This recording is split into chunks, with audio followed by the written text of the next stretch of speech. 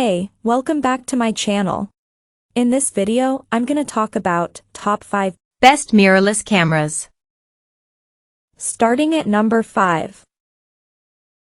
Panasonic Lumix S5 II. A worthy successor to one of our favorite video cameras, the Panasonic Lumix S5 II improves on the S5's excellent precedent. Wieldy like its predecessor, we found it sturdy yet comfortable to handle during testing. Happily, its compact design doesn't compromise the physical controls. Like the S5, the S5 II is ticketed as a hybrid, but video is where it excels. In our tests, we found its 6K/30p footage rich and detailed, with wide dynamic range. Its video chops are bolstered by 10-bit recording across almost all resolutions, plus the ability to record uncropped footage using the sensor's full 3:2 aspect ratio, useful for cropping content. The S5 II is Panasonic's first mirrorless camera with phase detection AF for video. Combined with highly effective image stabilization, we found it produces sharp, stable video even when shooting handheld, although the 1.5x crop on 4K/60p video is a shame. It's no slouch for stills either. Contrast detection AF proved rapid and reliable, and the S5 II demonstrated excellent noise control. Serious videographers will be drawn by the Lumix S5 IIX, while the Canon EOS R6 II offers more advanced subject detection. Nevertheless, the S5 II is a fantastic hybrid for high-quality video. Coming at number 4. Fujifilm XS20.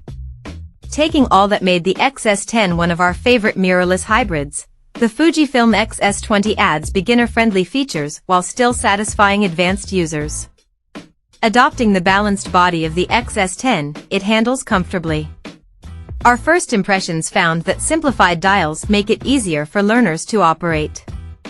A new vlog mode, plus automatic scene detection and better subject tracking, also eases the way for beginners. By inheriting the 26.1 MP X-Trans CMOS 4 sensor from the XS10 and XT4, the XS20 benefits from a proven imaging system, while Fuji's latest X Processor 5 works efficiently with the bigger battery to extend longevity. The XS20 enhances things further by offering 6K/30p 4:2:2 10-bit internal video recording, which is more than most casual content creators will need. At number 3. Nikon Z6 II. For a long time, the full-frame Nikon Z6 reigned as our #1 camera. This successor remains an excellent performer, particularly for those looking to upgrade from Nikon DSLRs, but the Z6 II's modest updates mean it's fallen slightly behind the very best mirrorless cameras. It still comes highly recommended, though, thanks to its consistency in most areas, with the addition of a second X6 processor bringing a range of performance improvements that include a new 14 frames per second burst shooting speed. In our tests, we found the autofocus to be a significant improvement on the Nikon Z6, particularly with animal eye/face detection, and the Z6 II adds a much-needed UHS-2 SD card slot alongside the existing XQD/CF Express slot. Video does now lag slightly behind hybrid rivals like the Sony A7 IV. But with a tried-and-tested 24 MP full-frame BSI CMOS sensor, which delivers very good high ISO performance, and the best handling around, it fully deserves its place at the top table for photographers. Number 2 of my list. Canon EOS R7. The Canon EOS R7 is like one of the camera giant's full-frame EOS R cameras, only with a smaller APS-C sensor. For the price, it's impressively powerful, particularly if you're a fan of shooting wildlife or sports scenes. That's because it boasts 15 frames per second burst speeds, or 30 frames per second if you switch to the electronic shutter.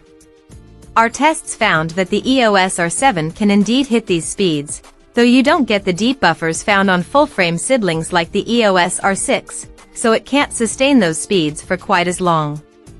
Beyond rattling off frames of speeding animals, the EOS R7 offers comfortable handling, Canon's latest subject tracking autofocus system and dual UHS-2 card slots, making it a camera that will also tempt pro EOS R series fans as a second body. The only downside? Canon has so far only made 2 native lenses for the EOS R7's APS-C sensor.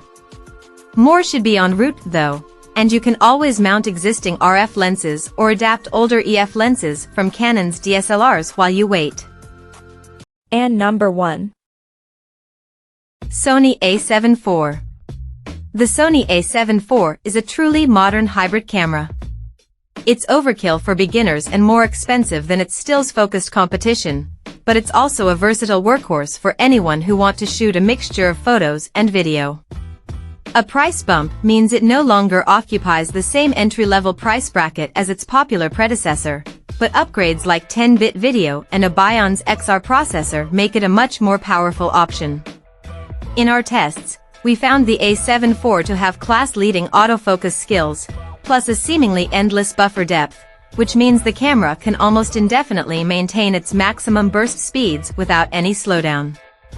When using a CF Express card, it swallowed 9 frames per second for over a minute, or 6 to 7 frames per second when continuously shooting RAW.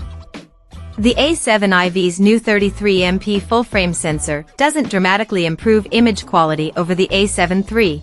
The higher resolution also means fairly prevalent noise above ISO 6400, and there's a heavy crop on 4K footage.